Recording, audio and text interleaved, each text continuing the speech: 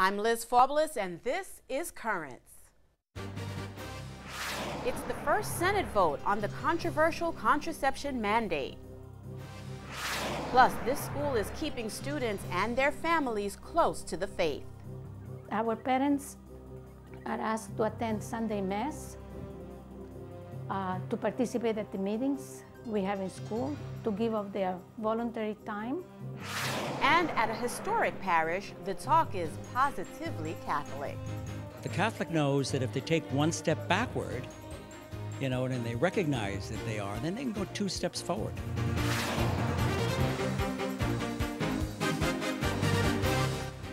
Good evening, and thank you for joining us. Well, the so-called Rights of Conscience Amendment aimed at canceling the government's controversial contraception mandate was set aside in the Senate today, a move that's widely viewed as killing the bill.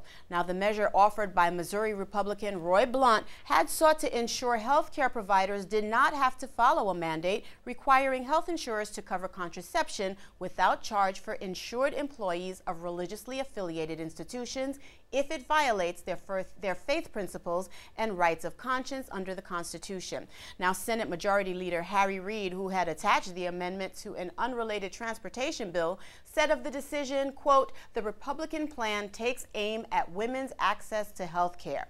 Well, lawmakers voted 51 to 48 to table the amendment. 13 Catholic senators were among the lawmakers to vote no. But it's not over yet. Earlier this week, the Obama administration announced it might put rules in place in the near future defining the implementation of its proposed compromise of the measure. Health and Human Services Secretary Kathleen Sebelius saying the government has already begun its outreach, referring to discussions with insurers, clergy, and health leaders intended to get feedback on how to make sure women have preventive health services and respect religious freedom.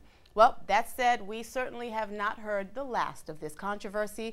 Joining us to discuss the implications of the latest developments is Kathy Gallagher, Pro-Life Activities Director at the New York State Catholic Conference. Kathy, thank you so much for joining us. Thanks for having me, Liz. Well, the Obama administration wants to mandate the type of health care coverage religious employers are required to provide. That's the argument. Senator Blunt saying not so fast, and he gets to work on this measure, which would allow employers to opt out of some health care coverage. The Senate today defeating the plan. What is the response of the New York State Catholic Conference to this particular judgment? Well, you said it, Liz. It's not over. It ain't over. This is just the beginning. The Blunt Amendment, as you said, was attached to a much broader transportation bill. This was one attempt. We are certainly disappointed that it failed, but as you noted, it failed on a very narrow margin, 51-48, and it had bipartisan support. It wasn't just Republicans who voted for it. There were Democrats who crossed over and voted for it, recognizing the right to religious freedom. So this is just one effort. There are other pieces of legislation pending, such as a bill by Mark Rubio from Florida that would restore religious rights in health care. There are also litigation strategies that are being studied right now in terms of how we can pursue legal action against this. So there's lots of different avenues that are being taken at the same time to try to overturn this Health and Human Services rule. And Kathy, amid all this controversy, a glass half full look by Bishop William Laurie of Bridgeport, who says that he's going to build on the base of support as they continue to pursue legislation in the House of Representatives. Is this the stance that you're also taking at the New York State Catholic Conference? You're looking at it more as a positive? Yes, absolutely. Again, we had bipartisan support. It was a very close vote. It was a great debate. I listened to a good part of it. One of the people I found very compelling was a Republican Senator, Susan Collins from Maine, who's a woman who's very much in favor of government funding of contraception, and Planned Parenthood, et cetera. And yet she stood up and said, "I'm very worried about religious liberty rights here." And when I asked the Obama administration to explain to me how, for example, church agencies that are self-insured are going to be able to get out from under this rule, the Obama administration couldn't explain to me the details of how they're going to be able to do that. So she said, I got no answers. I'm going to vote for this Blunt amendment because we need religious liberty protection.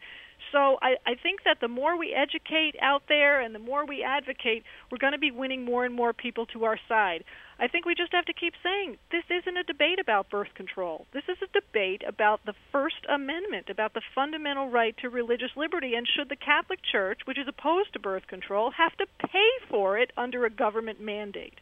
And Kathy, I'm still really interested in your latest take on President Obama's attempt at a compromise, that those talks actually do still continue, offering that coverage would have to be offered to the affected employees by insurance companies at no charge.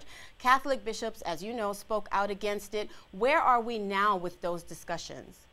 As recently as today, I heard Cardinal Dolan say that the White House is not budging on the original rule, which clearly trampled on religious freedom, and they really haven't given us any details. As I just said, Senator Susan Collins asked for details of how we're going to move forward on that so-called compromise, and there's no details that have been given yet.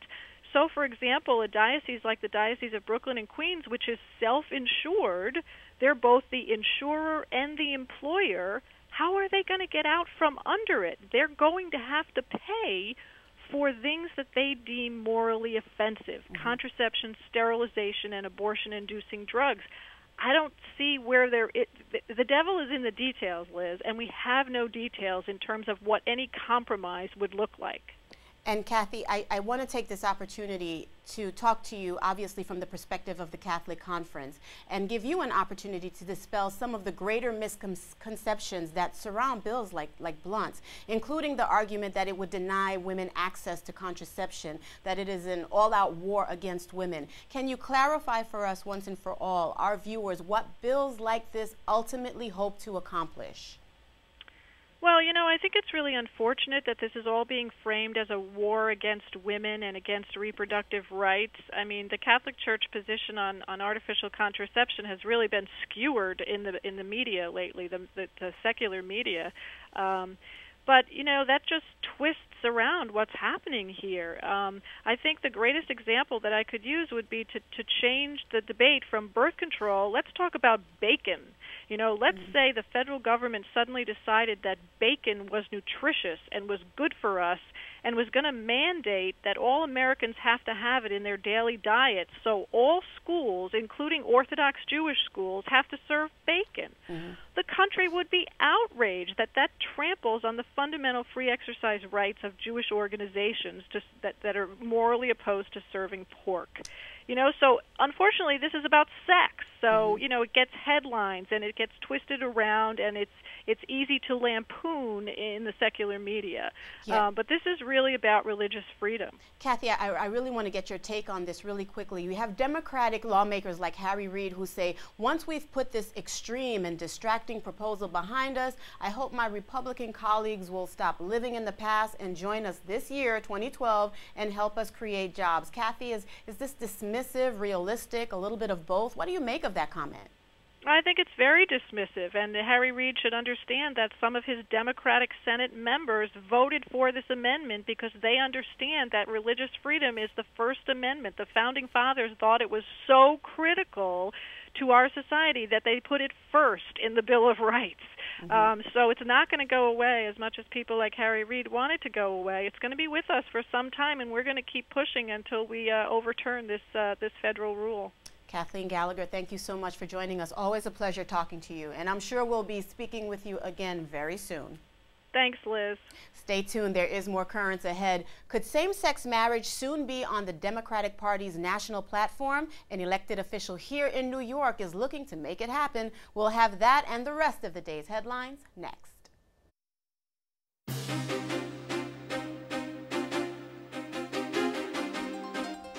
Welcome back to Currents. I'm Liz Faublas. Coming up later, a Catholic education that is literally priceless. But first, let's have a look at the day's headlines. Well, 2 pro-life organizations are organizing rallies across the U.S. to speak out for religious freedom. Pro-Life Action League Director Eric Scheidler tells Catholic News Agency that one of the goals of the rallies is to stop the Health and Human Services mandate. Scheidler's group is organizing the rallies with the Citizens for a Pro-Life Society. The rallies will take place on Friday, March 23rd, outside federal office buildings across the country. The date was chosen because it is the Friday closest to the Feast of the Annunciation.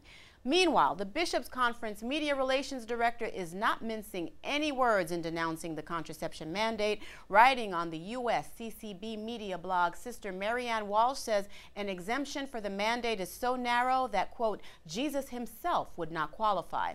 Sister Marianne writes that Catholics are called to serve people because we're Catholic, not because they are. The only way an organization can qualify for the exemption is to exclusively employ and serve people of its own faith. And in a lengthy posting on his blog, Cardinal Timothy Dolan says the church is still very worried about the mandate. Cardinal Dolan says that although President Obama has invited opponents of the mandate to, quote, work out the wrinkles, that process seems to be going nowhere. Dolan, who is president of the U.S. Bishops' Conference, says there seems to be far more questions than answers, more confusion than clarity. Well, in presidential primary news, when it comes to the candidates, Catholics seem to favor someone not of their faith. According to analysis by the Center for Applied Research in the Apostolate, 49% of Catholics have supported Mitt Romney, a Mormon, in primaries and caucuses. That's more than twice the support of either of the 2 Catholics in the race. Newt Gingrich has received only 21% of the Catholic vote so far, while Rick Santorum has received 20%. The Center for Applied Research in the Apostolate analyzed polling data from entrance and exit polls. Meanwhile, the candidates are hot on the campaign trail ahead of the Super Tuesday primary battles. Mitt Romney was in North Dakota today, one of 10 states that will decide among the 4 remaining Republican candidates. Romney told a crowd of supporters that there will be plenty of attacks on rights that conservatives hold dear. I have a couple of guns myself, and shotguns, that is, and I know that people have their own choices in this regard. I know there will be an attack on the Second Amendment, just as there was recently an attack on the First Amendment. And you point that out. Obamacare is interpreted by this administration to say to, for instance, the Catholic Church that they have to provide to the employees of, let's say, universities that are in the Catholic Church, they have to provide to them sterilization treatment for free and contraceptives and morning after pills. And that violates the conscience of the church, the conscience of the individuals. Rick Santorum, meanwhile, was in Georgia, which will also take part on Super Tuesday. He says he was many times a lone voice during his time in Senate. You want to talk about someone who's gone out there and led on every single moral cultural issue, every one of them. And I'll repeat that, every single moral cultural issue, from life to marriage to judges. Prior to when I got into to the Senate leadership, after George Bush was elected, Republicans rolled over and played like a lapdog when it came to judges. But I stood up and said we are no longer going to allow the left to block our judges, to play politics with with president's nominations. We went out and fought filibusters, did all-night sessions. I led them. I was up all night. I was the only one up all night. Santorum is one of 2 Catholics in the race. Former House Speaker Newt Gingrich, the other Catholic, represented Georgia in Congress. He has been campaigning in the southern states, hoping to gain renewed momentum. Well, a prominent Southern Baptist is defending Rick Santorum's criticism of a JFK speech. Writing on CNN's Belief blog, Albert Mohler, who is president of Southern Baptist Theological Seminary, says Santorum's criticism is both timely and essentially right. In a 1960 speech to the Greater Houston Ministerial Association, then presidential candidate John F. Kennedy said that he believed in an America where the separation of church and state is absolute.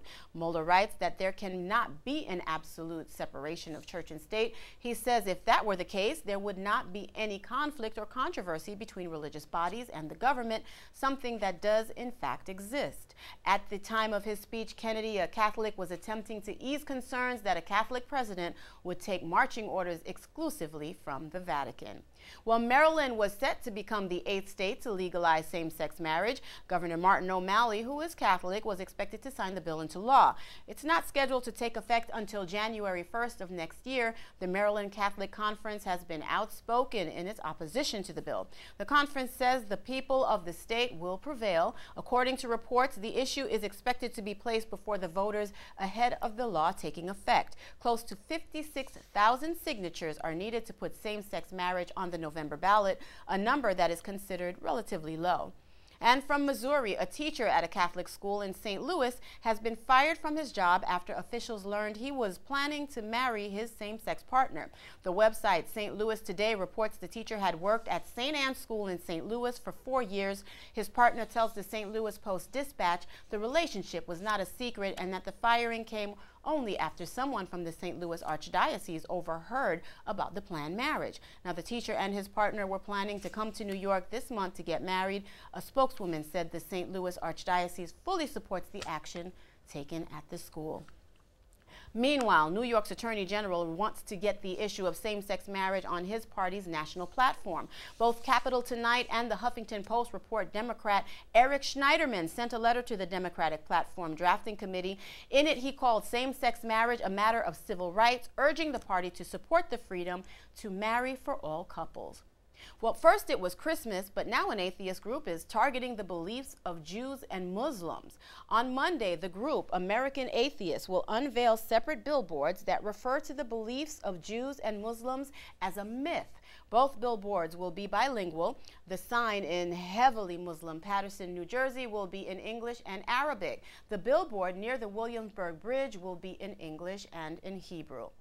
Last November, American Atheists sponsored a billboard on the New Jersey side of the Lincoln Tunnel referring to Christmas as a myth. The Catholic League countered with its own billboard on the New York side of the tunnel, urging people to celebrate Jesus.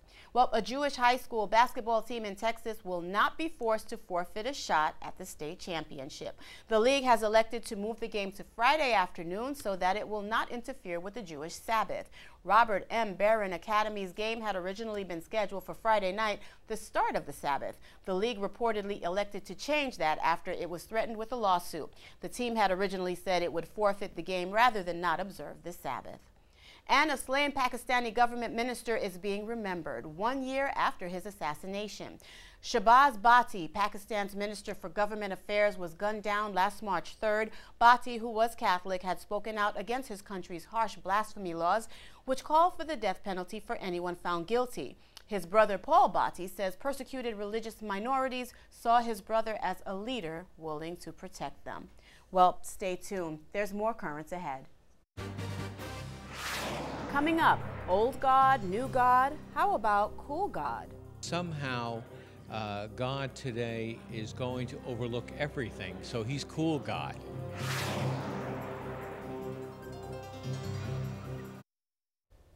Welcome back. Old God and new God. Well, if you ask some people, they believe that as the times have changed, so has God. But is that the case? The Basilica of St. Patrick's Old Cathedral in Manhattan hosted a talk that took a close look at that topic, a timely one during this season of Lent, in the first of its Positively Catholic series of Lenten talks. Tonight we're going to talk about old God, new God, cool God. Everyone is here today to have some of their questions answered about the nature of our faith, its truth, its beauty, its goodness, and it's my wonderful opportunity to share with them my belief tenets and that of the Catholic Church. There are many of our friends who look upon God as cool and will say, oh, God understands. He does understand, but he also understands that there are consequences for our actions. And it is a common misunderstanding that as we look at the Old Testament and the New Testament, that God changes, and that somehow God today is going to overlook everything, so he's cool God. What we're talking about is not God as much as our own image of God, and perhaps by looking at the scriptures, particularly tonight, we might come to understand the true God. So we cannot, as positively Catholics, say we're positively sure that all of us are going to heaven, because none of us know the internal part of our relationship with God. Do we understand what God is about and what He expects of us, and how we can receive so many blessings from understanding God a little bit better? We do negative things. We shouldn't avoid the word sin. I don't think we use it enough, really, because when we know we sin, it gives us the opportunity to correct ourselves and do something that is positive. The Catholic knows that if they take one step backward, and they recognize that they are, then they can go 2 steps forward. Because of our humanity, we're never going to get to the ultimate essence of who God is until He calls us to Himself.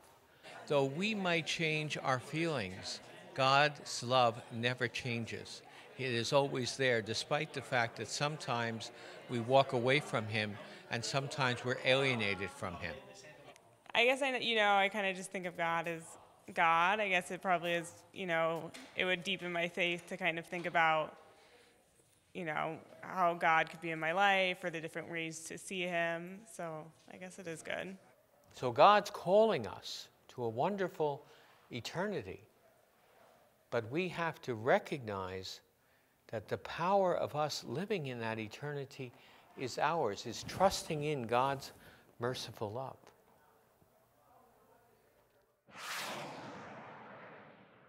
Stay tuned, there's more currents ahead.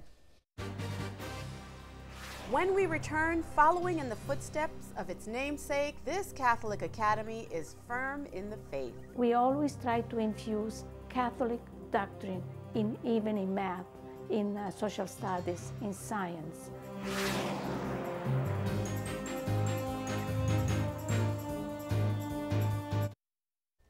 Finally tonight, it's a school that is firm in its teachings of the Catholic Church. It also strives for the highest standards of academic excellence. It's the Pope John Paul II Family Academy at St. Barbara's Parish in Bushwick, Brooklyn. But unlike most schools, students go there for free, thanks to an anonymous donor. There are some requirements. Parents must not have the means to pay for a Catholic education, and both students and parents must attend Mass each week. Pope John Paul II Academy is our latest School of the Week. This school is a witness in the sense that the purpose of this school is to serve the children of those parents whose financial means does not allow them to place them in a Catholic school where they will have to pay tuition. God is very creative, and He knew that the Bushwick children needed a good education. There are many parents who would like to send their children to Catholic schools, but they can't afford it. So God searched around and He found this wonderful benefactor who listened to God's inspiration and is investing to provide these children with a good education. And by good education, we don't mean just academically, but a total education. The school is very effective witness, and I think because you see the children are very happy, and the people see that they are happy, and the people are happy because the kids are happy. I think that this school is a gift because it's given to these students that may not otherwise be able to receive a Catholic education. These students value their faith more than I've ever seen. I went to Catholic school my whole life, and this was definitely not how it was then, and I was so impressed when I came here. This is a covenant school. When parents register their children, we explain to them this is a school where parents have to get involved, a school where they have to go through the book bag every night and see what the children are doing in school and reinforce the skills. Our parents are asked to attend Sunday Mass, to participate at the meetings we have in school, to give of their voluntary time, which they do. You see parents here every day, regardless of, they might be in the cafeteria or helping out in a classroom. And just for the students to see that their parents are here and they care about their education and they want the best for their children really makes a difference. Every day we start the day by praying and by saying the Pledge of Allegiance and singing a patriotic song. You see, when they come to school, they didn't know the sign of the cross. They didn't know many prayers. They didn't know many things. And I I was so happy to teach them the prayers, the songs like national anthem. After 3 years, they know those prayers. They know how to pray. They know how to do the national anthem, say the national anthem. That's why you can see the growth each year. Our children do well academically. We try to emphasize at Pope John Paul that learning doesn't just happen in the classroom. Our students participate in the Elite Learning Program, which is a field trip program that takes place in Brooklyn, and they're able to go to different sites in Brooklyn as a part of the school day. The field trips are a great experience for them because I don't think that, a lot of them are around this, or they don't realize that there are such great things in Brooklyn, right around the block from them. We always try to infuse Catholic doctrine even in math, in social studies, in science. They are prepared very well to go to high school and college, and they say, we are ready, we want to be that person, doctor, lawyer, or priest. It is nice to hear. I think that the witness is working because we have neighborhood people that are telling us how much the neighborhood has changed since the school opened. The parishioners see the children and the parents come to church together, and they see the next generation, and they say they are so happy. They say, wow, it's nice to see them together. If I was to go to Catholic school now, I would definitely like to be in a school like this. The school is so caring and it's so welcoming. I firmly believe that these children will be happy individuals, fulfilled individuals, individuals who will enrich the life of many other people in our society. Another wonderful school. And that is all for this edition of Currents. Coming up tomorrow, Catholics in Queens weigh in on the contraception mandate. Until then, be sure to visit us online at currentsny.net. You can also connect with us on Facebook and follow us on Twitter. For all of us here at Currents, I'm Liz Faublas. Thank you for watching and have a good night.